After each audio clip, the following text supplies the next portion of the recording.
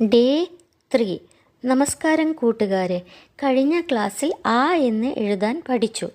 ആ എങ്ങനെ എഴുതിയത്? 1 3 1 0. 1 നിന്ന് 3 3 നിന്ന് 1 1 നിന്ന് 0. ആയിൽ നിന്ന് ഇനി ആ എന്ന് എഴുതാൻ പഠിക്കാം. ആ എന്ന അക്ഷരം ഏതിലുണ്ട്? ആനയിലുണ്ട്. ആനയുടെ തുമ്പിക്കൈ പോലെയാണ് ആ എന്ന് എഴുതുന്നത്.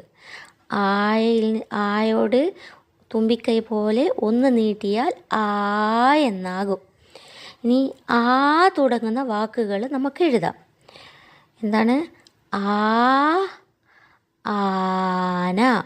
ആ തുടങ്ങുന്ന വാക്കുകളാണ് ആ, ആന, ആ, ആട്, ആ, ആയിരം. ആന എലിഫൻ്റ്, ആട് ഗോട്ട്, ആയിരം എന്ന് പറഞ്ഞാൽ 1000. ആന, ആട്, ആയിരം.